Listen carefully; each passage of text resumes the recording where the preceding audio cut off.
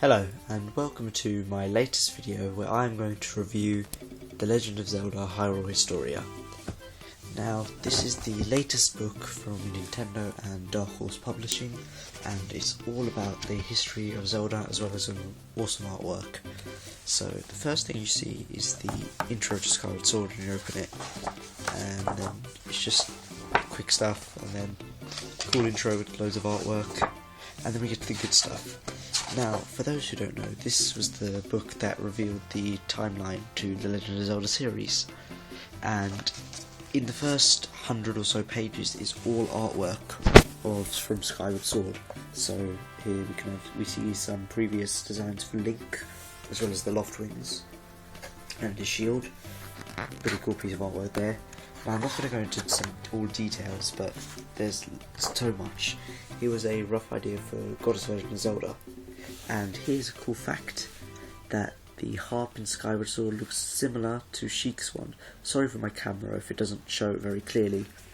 Now, this book is basically essential for anyone who is a fan of the Zelda series, as it just goes into so much detail about the game. The main part that everyone seems to want to know about this book is the timeline section, which I'll get to now.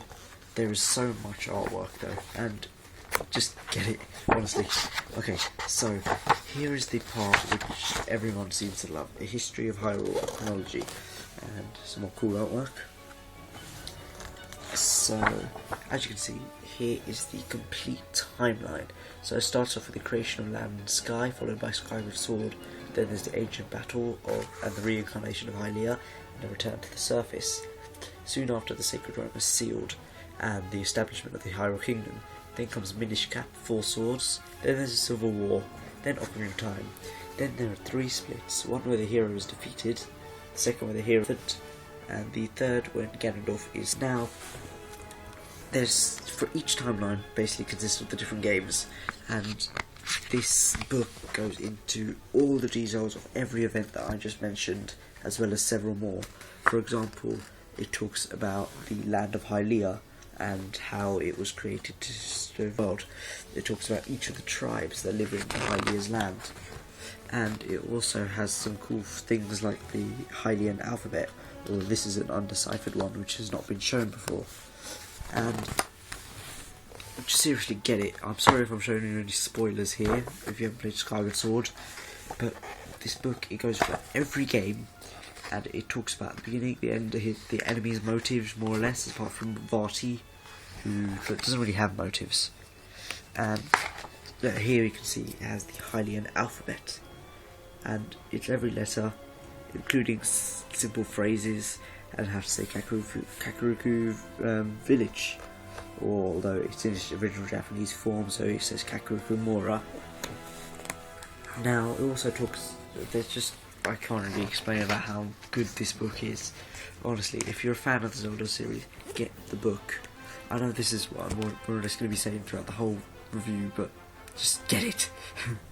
Okay, so this book was released in Japan in late 2010, and we've only got it from last week, Tuesday, and basically it's a very, very good book, but the only problems I found with it is that it can spoil the endings of games. But then again, you should have played all these Zelda games already if you're here to get this, if you're here to find out about it.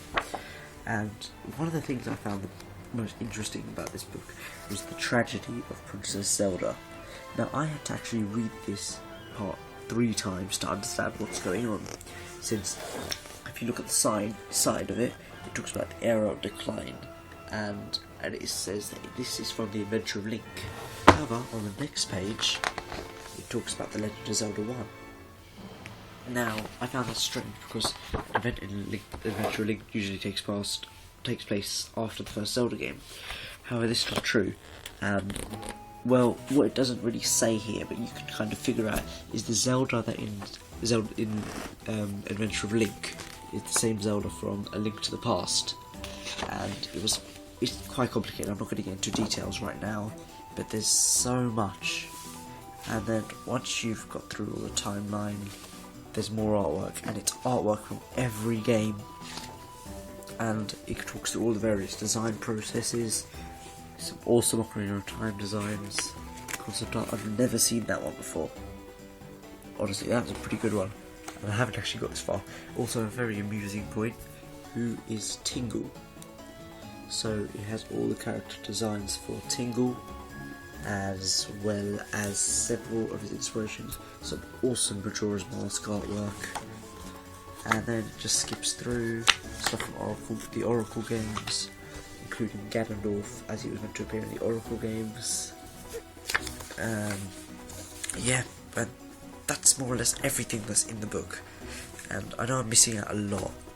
In fact, I'm missing out one very important thing, and that is the manga. Yep, it has an entire manga, which is the prequel to The Legend of Zelda Skyward Sword, and this is a canon manga. And it's got some beautiful artwork, honestly. So it's all about why Link's Loftwing met up with Link in Skyward Sword, and it basically goes back to this manga. It could be portrayed in another game. That's how good it is. So it talks about a different Link, who was battling with Hylia during the Great War over the Triforce that was explained during the beginning of Skyward Sword, and basically he was betrayed, and he ends up having to help Hylia fight against the demon Demise, who looks very different. And it also agrees with Skyward Sword, saying that Demise appears differently to every person who sees him. Although there is one weird thing I found, that the Link in this manga holds the Master Sword, and it's confirmed that actually is the Master Sword, because Hylia mentions the Master Sword in an earlier page.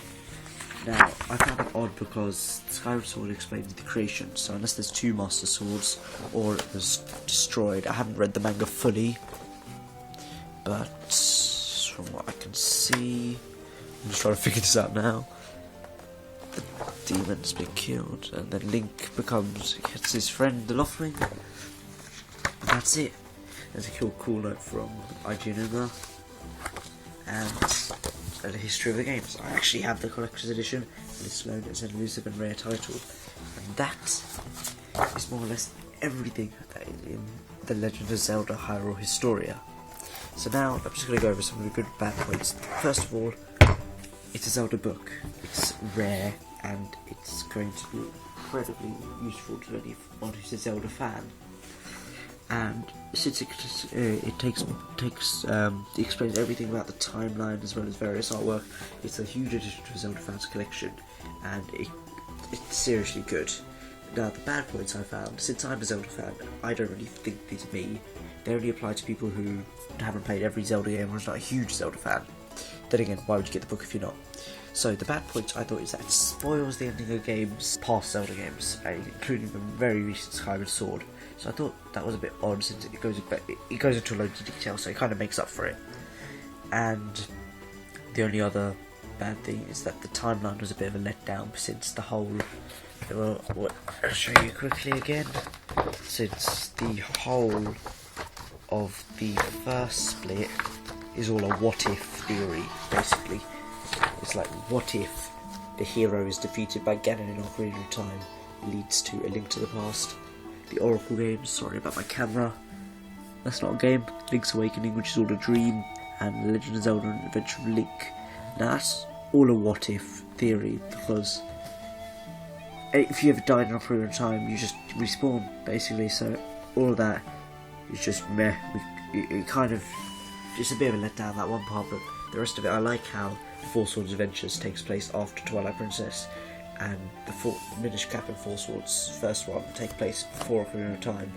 It's just really good, and if that's all the bad points I can really say. So I'm not actually going to give this a score, because the score would change depending on who you are. So for what I mean by that is, if you're not a Zelda fan, you wouldn't think this is a great book, but if you are a Zelda fan and you think it's good, and it depends on how many Zelda games you played, if you like it or not. So yeah, and that's it. But in my opinion, I think it's a fantastic book and a great addition to any Zelda fans' library. So if you are going to get it now. It costs only £26, I think, from Amazon and WH Smith and other books and other great stores like that. So I'm not advertising, by the way, just if you're a Zelda fan, get the book. So thanks for watching, and in a few months' time I will be at the Zelda Symphony of the Goddesses concert, and I'm going to show some footage from there soon. It'll be in a few months though, in May. And so yeah, I'm going to show some footage from there and also review the whole thing. So look forward to that, and there'll be some loads more great videos coming up soon. And hope you enjoyed this review and get the book. Thanks for watching, goodbye.